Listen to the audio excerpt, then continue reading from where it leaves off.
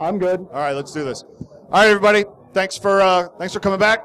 And basically, after this, we're going to get back into the tracks for the rest of the afternoon.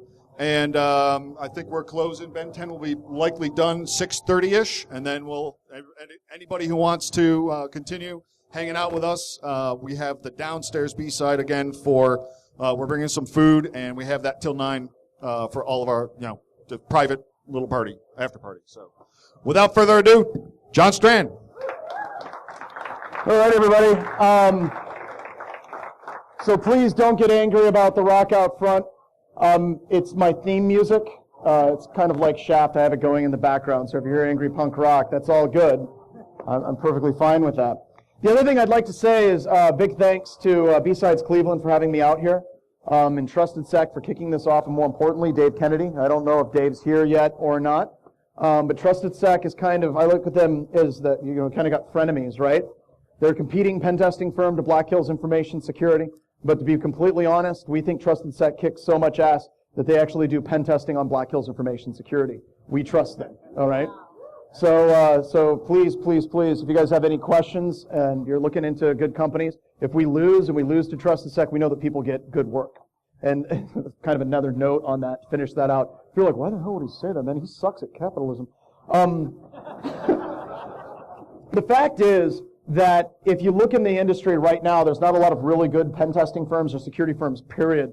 The pen test puppy mills are winning.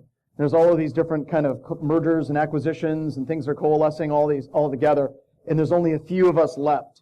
And Trusted Sec is one of those few that we absolutely love, along with like InGuardian, so we think is a fantastic company as well, and there's some others. All right, so I want to go into this presentation. So Mr. Einstein was attributed with a quote for insanity. Basically, it was, his definition of insanity was what? Doing the same thing over and over again and somehow expecting different results. And part of the reason why I did that talk over lunch is I wanted to kind of spend some time talking about the security products that are out there and how fundamentally broken they are actually, and how we need to start thinking completely different about computer security and what it is we're doing in this industry.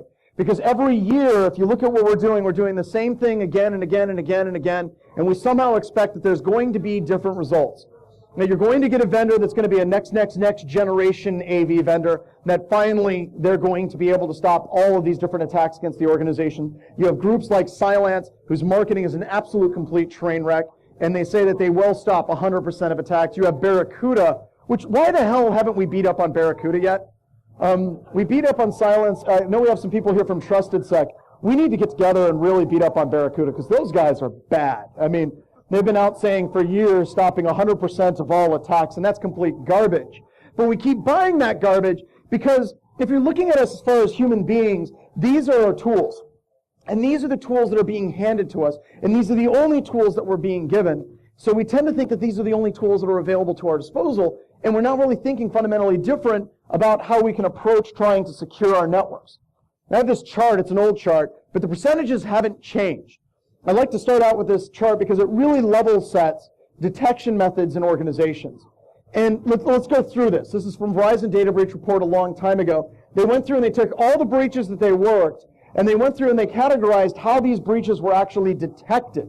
How did these organizations find out that they were actually compromised? Unrelated third party, outside third party, 34%.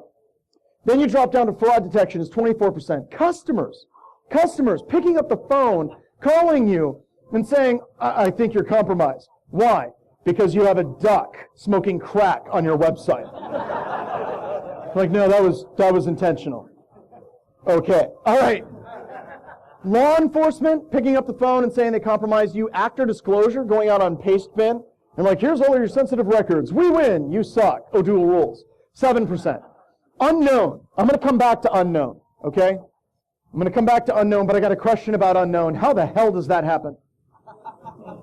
How is it you pick up the phone, you call Verizon, and you're like, we've got a breach? And they're like, how do you know? I don't.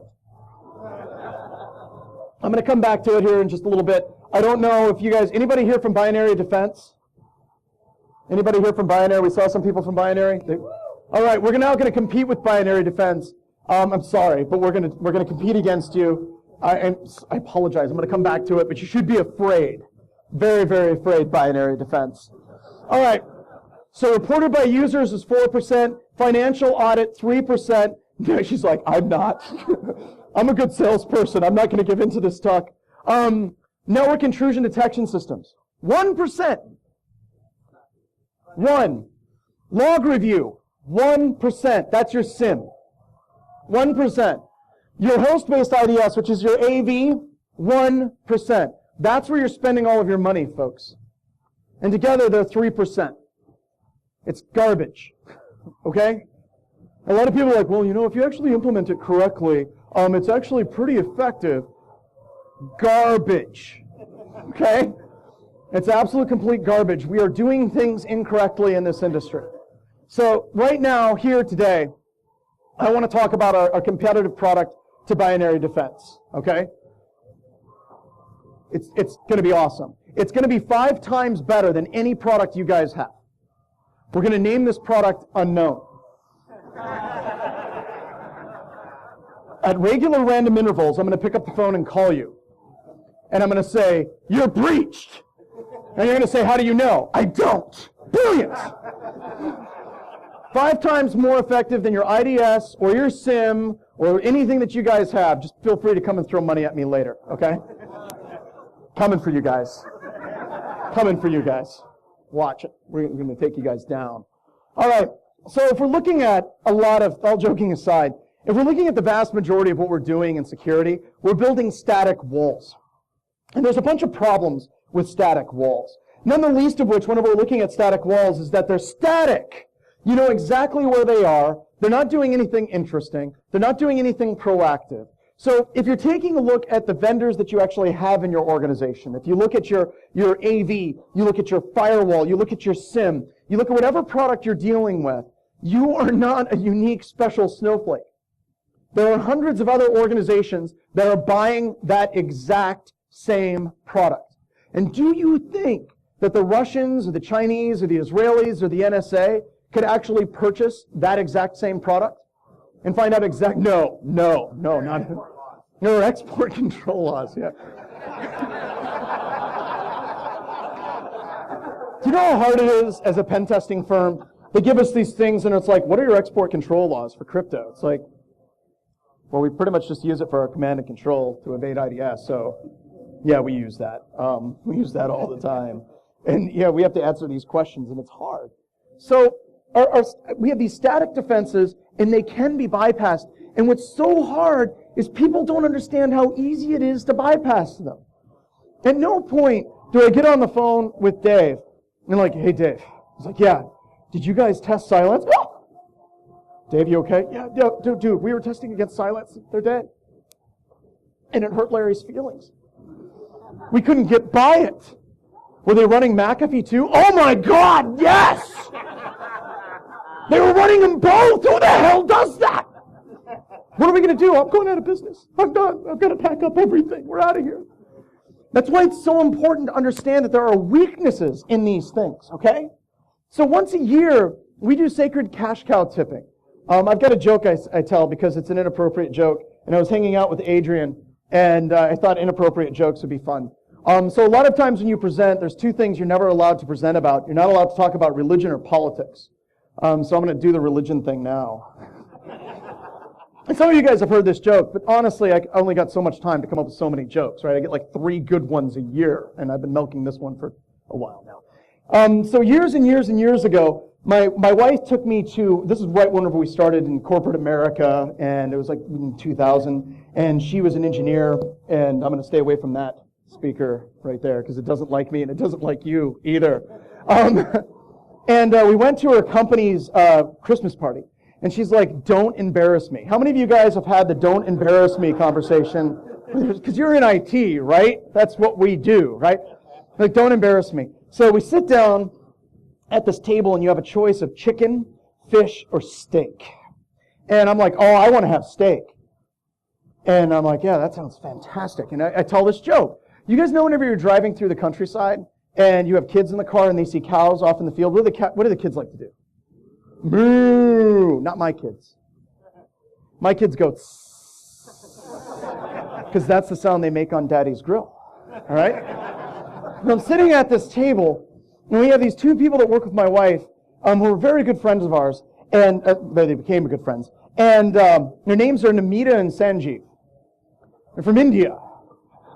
And they look at me, and they're like, we consider cows to be sacred. My wife is holding onto my hand, and I swear she's breaking bones, right? It's crushing my hand. And I'm like, oh my God, what do I do? And all of a sudden it hits me, and I'm like, nah, it's cool, I'm Catholic. We eat our God every Sunday. And Namita and Sanjeev, they look at me and they're like, okay, you can party with us. They were just busting my chops, right? So, with this cash cow tipping, the reason why we do this, every year we bypass all the major antivirus engines an afternoon before we actually go public with it. We do PowerPoint slides, we do videos, and yes, I will make all this available to you. And we do it because it is ever so important for every single one of you to be able to go back and talk to management and show them exactly how defenses can be bypassed. Because security is about architecture. It is not about one specific product that is going to stop every single attack in your organization. And I know this because you guys are saying the exact same thing at work. But you still have a lot of managers that are saying, well, we talked to these guys from Logarithm, and they were in suits. They were fantastic suits. Very nice suits. And their hair was perfect. And I think we're going to trust these guys because they got a product that's a silver bullet. And dear God, if we can't trust, these guys with silver bullets, who can we trust? We need to take down the silver bullets because it's all about architecture. We need to push it as much as possible to architecture. And really, one of the main reasons why our current strategies are not working is because we're trying to do the exact same crap that we were doing 5 to 10 years ago. If we magically got into a time machine and we go back 5, 6 years ago and we're like, hey, what should we do to protect our networks? Well, you should patch, use AV, use IDS, IPS. That's what the vast majority of people would say. You come to today and people are just getting started. It's patch, AV, IDS, IPS. If they are asking that question, there's no way in hell they're going to understand user behavioral analytics. There's no way in hell that they're going to understand higher level segmentation. It's really hard, but we keep on trying to sell people the exact same products and the exact same ideas again and again and again. And this is a horrible, horrible trend in this industry. I'm trying to form together in my head, I want to present at DerbyCon this year, and I've got this idea, it's kind of this nebulous idea of a talk, but one of the things I want to drive in this presentation that I would like to give, and I'll talk about it a little bit here, is if you guys notice the never-ending push by vendors to push you out of a job, do you guys see the marketing? Do you see the trends? It's end-to-end automation for incident response. We automatically detect, contain, and eradicate threats in your network. Single pane of glass. Anyone seen that in marketing propaganda? You can get your entire security visibility in a single pane of glass. Sounds pretty good. Threat intelligence. Let's talk about threat intelligence for a couple of seconds. Threat intelligence is garbage. Sorry, it is. There's people that are like, well, no, threat intelligence, no, garbage. I have never seen a company that's like, threat intelligence has substantively changed the way that we approach our network in the right ways. But all of these things, and that's a whole other presentation, but all of these things are really kind of hooked and based in a couple of things that are working against us, you and me, the human beings in this industry. Number one, if anybody's talking about single pane of glass, they are oversimplifying security because managers believe that what you are actually doing is something that can be simplified to a single dashboard in the organization. Do you guys understand that? They're not really selling it to you. They're selling it to the managers because their managers, your managers, want a product that'll simplify security to one screen. How many of your enterprises are over 50,000 users? Do you think there's any way in hell that they'll ever be able to simplify to one screen all the security in your environment? No. Huh? It would be a really big one, right? It's like a movie theater, and it's made up of hundreds of other screens, right? But they're trying to sell that because that is something management wants. They want to automate you because you make them uncomfortable. They want to automate you because you are expensive, and security is just getting more expensive. So the more we automate, the cheaper it gets. And they think that it's something simple because clearly these people are idiots that are trying to secure our network. If I can just get a single pane of glass that tells me what I need to know, they're oversimplifying the problem. Does that all make sense to everybody? And it's kind of a hard thing. I need to find a better way to articulate it. But these are the pressures against you and me doing our jobs effectively. And with threat intelligence, just briefly, let me explain threat intelligence. With the human psyche, whenever we're talking about risks, whenever we're talking about threats, if you go through the evolution of human beings, when we discovered that we shouldn't eat a flower, Ugg ate the flower, Ugg dropped dead. And everybody else looked at him and they're like, don't eat that. That flower didn't change, right? It doesn't change for hundreds, if not thousands of years, right? So we learned, don't eat that flower. We learned that this big kitty with really long teeth, don't cuddle with that. And that cat, well, it didn't change, but eventually went extinct. But our concept of risk and threats were very static, okay? So as a human being, whenever you're thinking of risks, you're thinking of, I'm not going to touch the frying pan. Why? Because the frying pan was hot. I learned the frying pan was hot by doing what? Touching it. Did the frying pans evolve and start looking different and start enticing you over with like Nintendos? It's like, oh, there's a Nintendo. Shit! Oh, God! Frying pan! Oh, how dare you!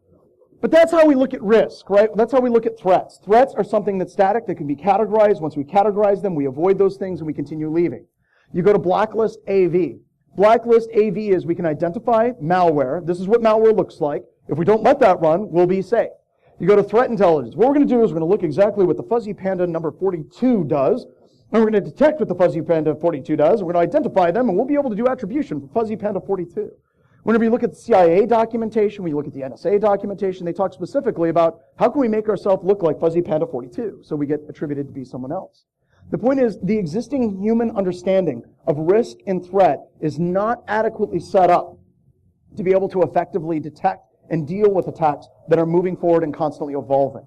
So whenever they're selling you these things, really, really complicated, awesome blacklists, they're preying on one of your base understandings of threats in order to sell you a product. Does that make sense? Okay, that's something that's really high level, very, very quickly. I can move on now. But that's something that's important to understand. And all of this is coming down to one simple concept, and that concept is we're going to have to be active in our networks. Single pane of glass, garbage. End-to-end automation, garbage. Artificial intelligence, being able to handle all the security. For the love of God, they can't come up with a Twitter bot that doesn't devolve into racist tirades within an hour. Do you really think that they're going to have artificial intelligence down to the point where it's going to completely handle all the security for you anytime real soon? I think it's going to happen. Eventually. Not for a while. And certainly not the way it stands now. So we want to talk about how do we actively look for advanced adversaries. And this boils down to, if you're a company like TrustedSec, if you're in Guardians, if you're BHIS, we can bypass actively your IDS, IPS, your AV. We're small firms. You damn well better believe that the Russians and the Chinese and the Israelis and the NSA can do it as well. So we have to find ways that we can actively start interacting with our network in order to effectively start dealing with these attacks. So what I want to do is also kind of put this in a nice little picture so you guys can see it. This is not hunting. No one ever came home and they're like, honey, I got a can of Spam. I killed it myself. So whenever you talk to vendors, they're like, we're going to automate the hunt. Garbage. They're going to look for specific signatures of specific threat actors. They're going to try to find those on your network. And you're like, oh, yeah, that sounds like a good idea because that's the way my great-great-great-great-great-great-great-grandfather Ugg dealt with flowers. So clearly that makes sense here whenever we're talking about indicators of compromise. So this is not hunting. So we spent some time, this started about 3 years ago. We sat down with a customer and they're like, so you guys bypassed all of our products in our environment and we want to know, would it be possible for you guys to come in and actually detect really advanced adversaries that are using many of the exact same techniques in our network? And we're like, how hard can that be? Okay, really hard apparently. And really expensive. So we sat down and we started having conversations, and I have a bunch of like high-end math geeks, and they'll sit there and they'll start having conversations about discrete fast Fourier transforms and K-boxes and all of these different things. And I'm like sitting there in the room and they're talking back and forth, and then they'll stop, they'll look at the table, and then they'll get out crayons, and they'll go up to a big sheet of paper and they're like, John, this is how math works. let's talk about math. And I'm like, oh God, oh God, oh God. So what we started developing years ago was RITA, Real Intelligence Threat Analytics. And it was named after my mom. And as we like to say in the README, John's mom was taken. So we named it RITA after my mother. And that's a long story I don't want to go into now. So whenever we talk about RITA, I want to first talk about a couple of different things that I think are important. So first and foremost, let's go File, let's go New, do a blank presentation because that's cool. I'll delete this. So one of my least favorite jokes, Black Hills Information Security, people get into arguments about what text editor to use. Any of you guys get into arguments about text editors at work? I want to party with that guy. So you sit here and have the argument, it's like, oh, well, everybody should use VI because that's what normal, sane people would use. Not, you're going to use VI because it's always there, right? And if you haven't played video games where you have to use home road and navigate, you don't know how to use VI, you use the arrow keys with Vim, that's sad. And then you have people that are like, no, you got to use Emacs because they're like pirates and they have to have something that does everything for them. And then you got people like Nano, apparently. And you get into these arguments, and we're arguing on IRC because I'm old. And it's like, everyone's like, switch to Slack, John. And we still use IRC. We tried using Slack, and then Slack got compromised, and all of our testers disappeared. So we're on IRC arguing about this, and Ethan Robish is like, I'm sitting there, I like VI because VI's there. I'm explaining, he's like, that's absolute garbage, John. Your favorite editor is PowerPoint. I'm like, oh, god damn, man. So fired. So fired. All right. So here we go. So we're going to talk about artificial intelligence because it's important, and Rita uses it, which I know for a lot of you in this room, as soon as I mention artificial intelligence, your BS meter starts going off. Whose BS meter just went off? Okay, good. All of you. That's fantastic. I'm a little bit nervous because Wendy's went off. I'm a little nervous here. All right. So before we start talking about algorithms, what I first want to talk about is, did anybody study Plato in college? All right. So it turns out Plato was a computer scientist. A brilliant, it was, no, not joking. So the whole essence of what Plato talked about, we can talk about Kant too, but we're going to talk about Plato first. Plato had this idea that he was trying to get his head around, how the hell do we know things are the things that they are? For example, how does a human being know that that's a chair? This may seem simple, right? A lot of times it's very easy for people to kind of poo-poo it and be like, well, that's a chair. How do you know as a human being that this is, in fact, a chair? It's a rhetorical question, okay? So, in Plato's view, he had this idea that there was somewhere in the universe a perfect chair, an absolutely flawless chair. And somewhere this flawless chair existed, and absolutely everything that we saw of this chair was merely a shadow of that perfect chair. So we're merely staring in the cave, staring at shadows on the wall, never seeing what's real, but seeing shadow representations of what itself is real. That's actually computer science. Believe it or not, it is. So when we're talking about a chair, and we're talking about shadows and attributes, we can actually define aspects of that chair. And you mentally will look at that chair, and a whole bunch of those aspects of that chair will either be in existence or not existence. And very, very quickly, you'll look at all of them, and you'll say, yes, that is, in fact, a chair. We can actually use this whenever we're trying to identify malware in a network, okay? So that's what Rita does. And the math it actually uses is, here, let me bring it up. K-means clustering. This is the exact math that we're using in Rita. There is your formula. It's pretty much self-explanatory. All right, so let's go through what's actually going on. So whenever we're looking at about an attribute of malware, all right, and I'm just going to do 3 here for a second. If we're looking at the attributes of malware, we can identify what would be a perfect concept of those individual specific attributes of malware, okay? For each one of these attributes, there's going to be a perfect definition. So the first thing that we're going to do is we're going to look at malware from the perspective of beaconing. How does that malware actually communicate out, and does it have consistent attributes that we can identify? So let's go through each of them. On this top one, we're going to call it interval. Interval. Now, interval is important. The reason why interval is important is a lot of malware, not all malware, but a lot of malware will have very consistent intervals. It'll beacon out at every 2 seconds. It'll beacon out every 1 second. It'll beacon out every 5, 6. I don't care. It's going to be a consistent interval or a very close to consistent interval. Is everyone with me so far? Okay? We're all good. So we can have that interval. So what we can do is we can look at all the connections that are made. Oops, wrong way. I'm going to make a quick cluster. Sounds horrible, actually. All right, I'm going to take that. I'm going to copy it. We're going to paste it a whole bunch of times. Then we're going to stack it on top of each other like this, so it looks like a clustered interval. All right. So the closer you get to the center, right here, that's 0. That defines an absolutely perfect interval. All right. However, no malware out there does an absolutely perfect interval. There's going to be jitter. It's going to shake a little bit. It's not going to be completely perfect. However, you are going to see that you have a cluster. That's what k-means clustering does. It looks at the attributes of every single one of the different connections that are leaving your environment, the inside host talking to an external host, and it's beaconing at a very consistent interval. And we can identify that, and we can say, we have a cluster. They're not perfect, but there is, in fact, a cluster that we can draw a circle around. Is everyone with me so far? Everyone's good? Haven't lost anyone? Awesome. The next thing that we can do is we can identify based on data size. Now, data size does the exact same type of math, but instead of actually looking at the connection intervals, it's going to look at the size of the connections. So let's say that you have malware that is randomizing its interval, and even then we can detect it. We'll talk about cutoffs here in a second.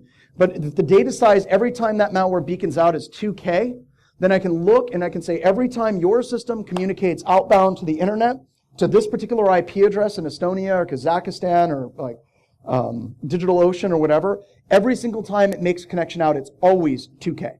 And that's a beacon saying, are there any commands? Yes, no, maybe so, and then it receives a response. Does that make sense to everybody?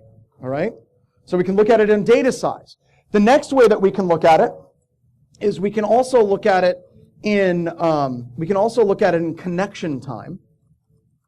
Now, with connection time, how long is that connection established before it dies? So if you have a beacon that's randomizing data size, you have a beacon that's randomizing the connection interval, but every single time it actually makes a connection, that connection is only alive for a second or two, and then it dies, that's another way that we can use k-means clustering to look for patterns within the noise to identify potential beaconing activity. Now, these are just 3. There's other ones that we have. We have skew. We also look for shelf cutoffs. So, for example, if we were looking at an interval and we had like a truly random interval with a backdoor, random is only random for so long. What's going to happen is that randomness that's going to exist is going to have a very, very, very hard cutoff at some point. Sorry, I can't even move these things. So it'll be randomized. Let's say that this is up to 10 seconds and it's randomized within 10 seconds. You see like right here, go away. I know you're there, magnifier. Right here you have a very hard shelf cutoff. So with a lot of these randomization algorithms, you're going to have a point, it's going to say randomized between 1 and 10 or 15 seconds or a minute. You're going to have a very hard shelf cutoff where nothing exists beyond that. You can actually find those shelf cutoffs too. So there's a number of ways to do this is what I'm getting at, but you can use this k-means clustering to do that analysis. Is everyone with me so far? All right. So now, whenever we're talking about Rita takes like 5 minutes to install in your environment. You just simply go to Black Hills InfoSec. There we go. Projects, go to Rita. Download it here, and it'll take you to our GitHub. And we just released version 1. And you run the install script, and it'll install the entire thing, including MongoDB and Bro. We use Bro as the ingest engine, and I'll talk about that more here in a couple of seconds. But we sets up absolutely everything you need for a Rita sensor, and it sets it up in under 5 minutes. It needs a lot of memory. It needs a lot of CPU cores. The reason why is we're taking our Bro logs that you guys ingest, and we're taking the connection log out of Bro, and we are effectively going through and looking at every single connection as it relates with every single other connection within Bro. That takes a lot of CPU cores and a lot of memory. We wrote this in Golang because Python is too slow for it. And I always have people afterwards that come up and like, well, Python isn't that slow. It is for this. It is for this. This needs multi-threading. It needs tremendous bandwidth and trust me, Go is the way to go with it. So it only takes a few minutes to run and to get it set up, and then you feed your bro logs into it. It can take hours to do the analysis. That's one of the things that's really, really important to understand. It's not a security product that kicks out something in 5 minutes. It's not, because the amount of data size analysis that you're doing is pretty huge. All right, so with that, let me show you kind of what it looks like here. This is a system that I have Rita installed. So whenever it's done, Rita has the ability to kick out, I can do like show beacons. This is my DNS listing. I also have a VS agent listing. And it lists out all of the different connections that it saw, and it gives you a score. And it kicks it out in a comma delimited format, so you can import it into your own databases. So you guys can easily take this data, and you can put it into an Access or to an Excel spreadsheet. So it's got like source IP address, destination IP address, beacon score. It's got SKU score and a whole bunch of other things in it. You can also do it with a -H. It'll actually give you each of the columns, what it actually does, so you can get an idea of each column. And then the final thing that it also has an HTML output. And this is what the HTML report looks like. So these are the two different backdoors that we did analysis with VS Agent on, or not VS Agent, with Rita. I'll start with VS Agent. So once you select it, you select the Beaconings tab, and it lists out all of the different beacons. Now this is where this gets interesting, and this is why it takes a human being to work with it. That top one, the one at the very, very top, with a 998 score, that is VS Agent. You have the internal source IP address. The external IP address is who VS Agent was actually talking to. And down here, you also have very, very, very strong beacon activities. The difference is those are Microsoft. Those are Google. Those are Dropbox. You also have the capability of using whitelisting. You can ingest a whitelist and filter all of them out. But check this out. So here we have VS Agent on the top. Look at the connections. So we have our VS Agent system made 8,636 connections in a 24-hour period. These other systems had very strong beacons, but they only made 87, 102, 105 connections. We also have long URLs and a bunch of other things too. So this is all free. You guys can set this up. You can run it. You feed a large data set, the web front end is going to puke on itself. That's why we give you the comma delimited so you can output it and then do further analysis on your own. Does that make sense to everybody? Cool beans. It also does some blacklisted analysis. Just basically, it'll compare all of the different connections that were on the inside of your network that are making out external network connections. How many of your internal systems made connections to systems that are known blacklisted websites? We'll also do long connections and a bunch of other things. The next one I want to show you, though, is I would like to show you DNSCat. DNSCat is interesting because it doesn't show up real well on beacons because it's actually connecting to Google. However, we have an exploded DNS view, and I love this. So what it's going to do is it's going to say .com. There were 12, what do we got? We got 1.2 million connections to .com. That's fine. We would expect that. And there were 32,281 subdomains associated with .com. We would expect that. But we also have Nanobot Ninjas. Nanobot Ninjas was visited 82,920 times, and there were 30,191 subdomains off of Nanobot Ninjas. Anybody here know DNS? Is that normal? No. .com, we'd expect a whole bunch of different subdomains with something like as simple as Nanobot Ninjas. We would never expect that. And the reason why is every single one of the subdomains is randomly generated to force the DNS not to rely on the local cache, but make it go out for command and control. And that's how you would actually detect that's how you would actually detect a DNS backdoor. Because every time a DNS backdoor fires, it wants to connect all the way out, so it has to randomize something in the DNS query so it doesn't rely on the local cache. So that's what we do for detecting those. Once again, how much does this cost? 0. Don't charge anything for this. So all of this math, k-means, k-clustering, the Golang binaries, absolutely everything, kicking it out to a standard CSV file or an HTML file. A lot of people like the HTML file just to get their hands dirty with it. Costs nothing. The only thing you need is a box that's powerful enough to power it. And you will need a powerful box to do this type of analytics. And this isn't easy. And the reason why it's not easy, that we just don't buy a product that automatically does this, is because we can bypass those products. So there's this constant cat and mouse game at BHIS. We come up with a way to bypass the technology, and then we come back to Rita, and they're like, okay, how would we have detected that? And then we make sure that we got the math associated to try to detect it. In a lot of ways, I know that this sounds funny, but in a lot of ways, this is kind of penance. I've been doing, like, teaching for SANS and teaching offensive things for well over a decade now.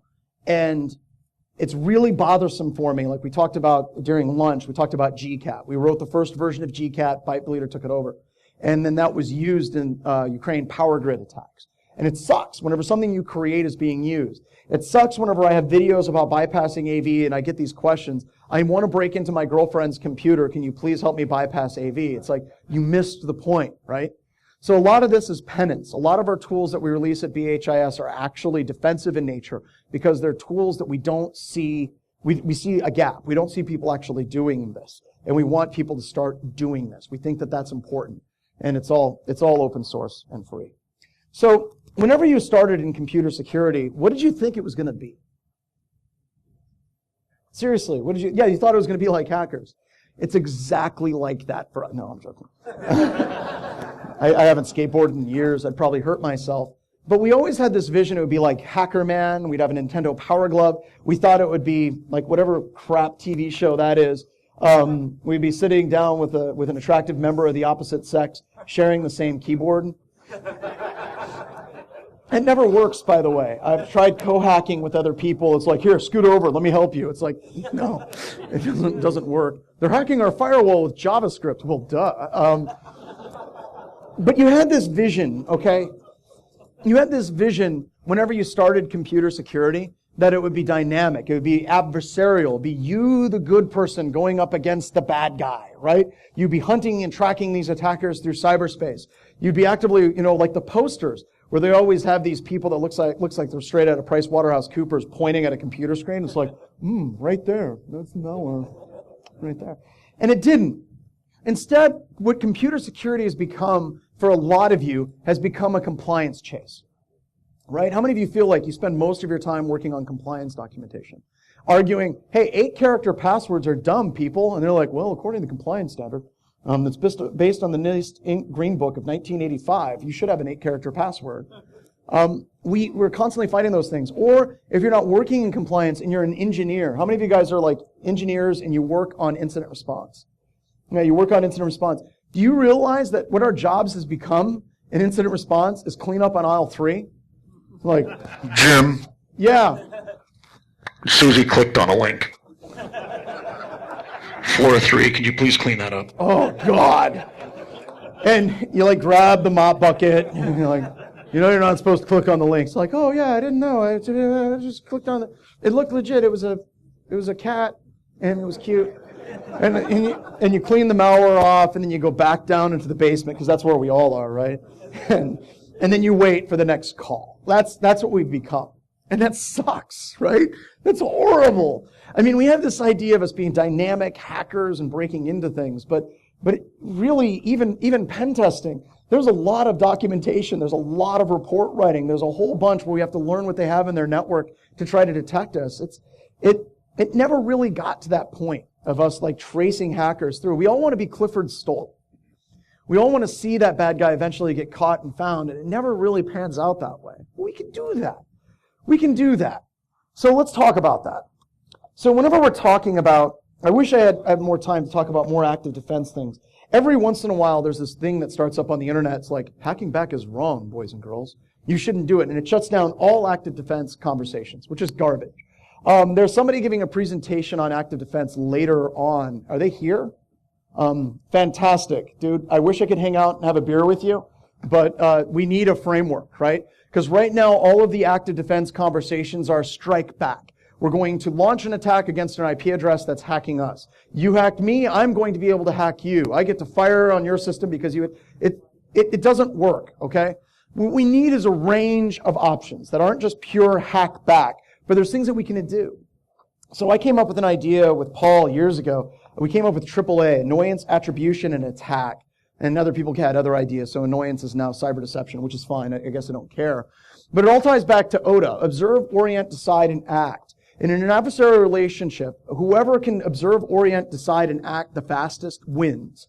And right now, the vast majority of our observations are based on signatures. The vast majority of our observations are threat intelligence feeds for attacks that happened last week, if they're pipe and hop fresh. And just so you know, talk to anybody from TrustedSec. Are they using the exact same attacks this week that they used last week? No, they're not. We change our attacks, we change our malware almost on a per engagement basis, and so are the adversaries. So our ability to observe sucks. Orient, yeah, once you get access to a workstation, Active Directory is like a hacker superhighway. I mean, I'm starting to really come around to the idea that maybe we just need to burn Active Directory to the ground and start over. Because it's not providing any security. It's just basically, hey, where's all the SQL servers? Oh, they're right there. Where's all the domain? There's the domain controllers. Can I get a list of all the users? Why, absolutely. Here you go. I would like to talk to every system in the environment. Why not? You're behind the firewall? What the hell? Active Directory makes that possible, folks. And making decisions based on poor observations is not right. And that's what we're doing. We're buying a crap ton of products based on poor observational data. And what sucks is a lot of our observational data comes from the vendors who are trying to sell us the product. So it becomes this really bad cycle. So another way to put it is detection time plus reaction time must be less than the amount of time it takes for an attacker to break into your organization. That's it. That is the formula. So if you don't have something that reduces your detection time or reduces your reaction time, you're hosed. Unfortunately, this requires observation. So something that hopefully he has in his presentation or will add to his presentation. There was this case. I'll go away from that case.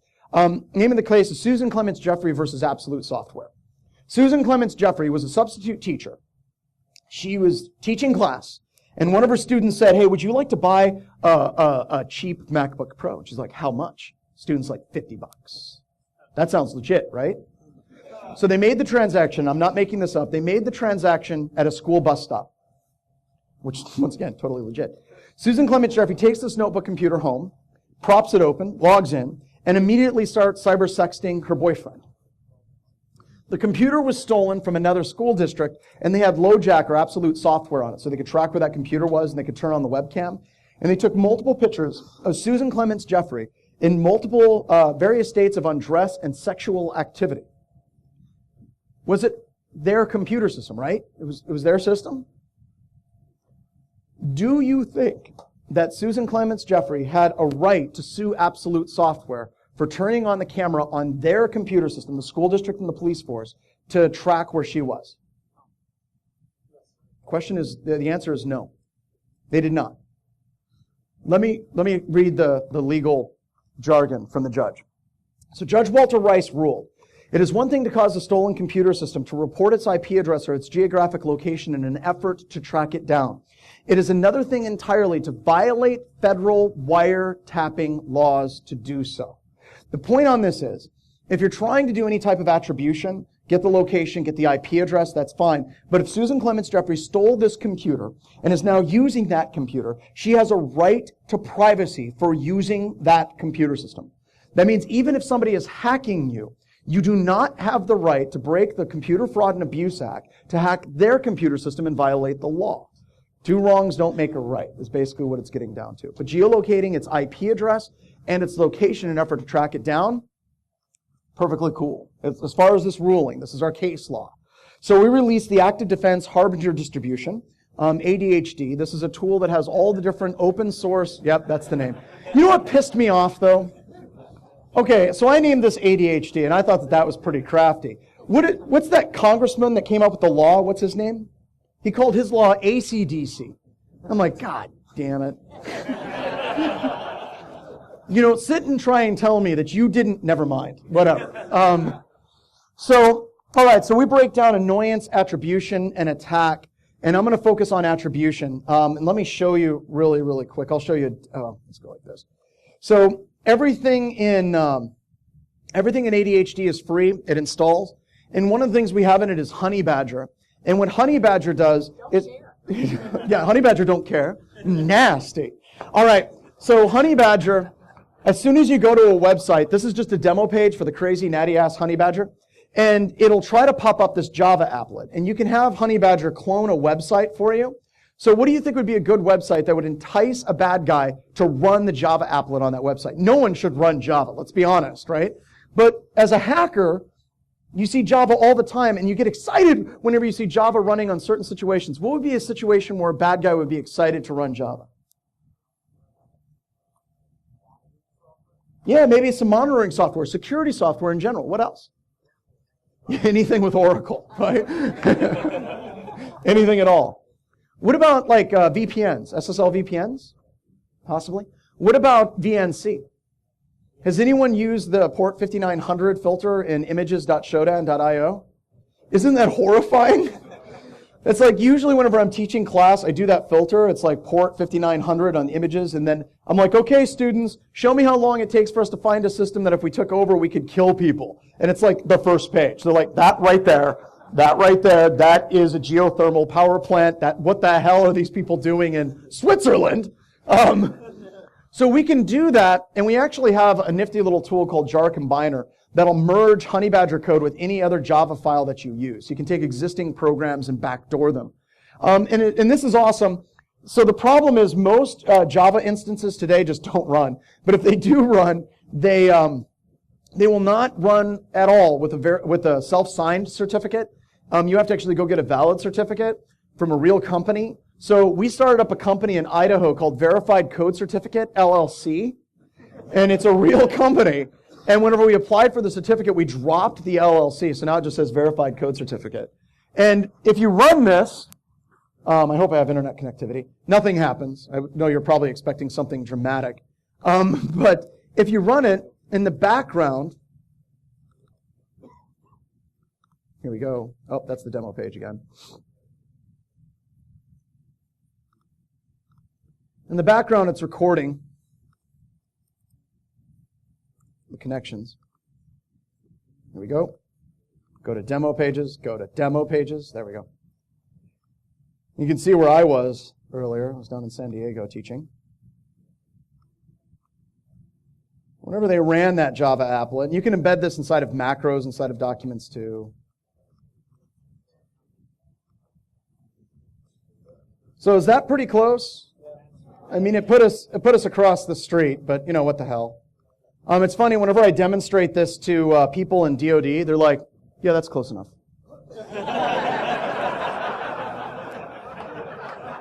So we're here, there's the pins. Okay, so let's talk about attribution. Let's talk about attribution. All right, you can create internal websites that as soon as the bad guy goes to them, you can geolocate them. And so people are like, what if their wireless card is off? We can dump their wireless profile. Like with Windows, you can do netsh WLAN show networks, and you can dump all the networks. You can dump it with IWconfig and IWlist. You can dump those configs, and we can still geolocate, maybe not where they're at right now, but where their house is, which I don't know, is that good enough for attribution? Is that okay with everybody? It's like, here's their Linksys router at home that they join. Good enough. At least we got an idea. Now, how this actually works is, if you look at the logs, it actually takes the connection data, and the system does a wireless site survey of all the different wireless access points that are near it, or it can also dump the access points as well. And it takes all of that information, and it puts it into a JSON request to Google's geolocation API, and it sends that to Google. And Google receives this data, it comes back, and it says accuracy 36 meters, latitude, longitude, status of the service is okay. So what I love about this is you can put this in Excel spreadsheet. Don't ever, ever put macros if you're trying to track a bad guy in a Word document. The bad guys will see macros in Word documents and go, yeah, I'm not running that. If it's an Excel spreadsheet, they're going to run it. Why? Because macros people always running macros in Excel spreadsheets. If they want the data, they're going to run it. So what you can do is you can set up a system, set up a honeypot system, file share, have all of your systems mount to that file share, and anytime anyone opens an Excel spreadsheet, it geolocates them using Google. And if it ever goes to court, I'd love to see this. The judge's like, you found the location for this attacker. You violated the law. It's like, Your Honor, do you have a phone? Yes. It's doing this 15 times a second using the exact same technology that we use to track the bad guys. So this is all free. Let me show you kind of a little bit on ADHD. If you guys haven't seen it, every single one of the tools has step-by-step walkthrough instructions. We have artillery right at the top from the fine people at TrustedSec. But every single tool that we have is in here. If you choose any one of them, it has step-by-step walkthrough for each tool. It has links on how to use it. It has a video walkthrough of how to use that tool. Basically, I'm trying to make this as easy for people to use as possible. I don't want there to be any barrier to entry whatsoever for starting to do active defense and trying to do some of these things in your organization. And there's dozens of tools here. The newer version of ADHD has about 20 more tools than what I have listed here. So there's quite a few that are there. All right. So that's just quick attribution. There's a bunch more there. But it shows we can actually start getting interactive with the bad guys, right? We can actually, instead of just waiting for cleanup on aisle 3, we can actually go to your management and be like, the bad guy's right here at this address. It's funny, whenever you give that to law enforcement, we've done this with the FBI, we've also done this with Canadians, we're like, they're right there. A lot of times law enforcement's like a dog that just caught a wheel. They don't know what to do with it. They're like, what are we supposed to do with this? Is that his house? Yeah, more than likely. What do we do now? I'm like, get a warrant, maybe? Yes. That's his house? That's right there. He's right there. His name is Bill. Actually, I'll show you that here. Just give me a second. So Tomes wrote this, Landmaster 53, while he was at BHIS, and we tracked a whole bunch of attacks against our websites, his websites, and my websites. We had attackers from Melbourne. We also had attackers from Moscow, this is before the whole Russian hacking thing. He asked me, what the hell do I do with this? And I'm like, send me a screenshot and never talk of it again. And my favorite one was this attacker. Notice that Honey Badger will pull user agent strings. It'll also pull the username that ran it and the host name of the computer system. So this was a student that was attacking one of our sites at Pepperdine University. And it actually put a pin right on top of his dorm. And we called up the dorm and we're like, hey, can I talk to Chris? And the guy's like, Chris, which Chris? I'm like, Snoozy, yeah. Forwards me onto his phone. It rings a couple of times. And all of a sudden, Chris answers the phone. He's like, hello? So we kind of freaked out a little bit there. And I kind of explained to him, it's like, you're trying to break into our systems. We've tracked your IP address. We know exactly where you're at. And your host name is this. This is your username. And he's kind of freaking out. He's like, oh, I can't get kicked out of school, man. I can't get kicked out of school. And I'm like, well, we probably learned a lesson here, didn't we?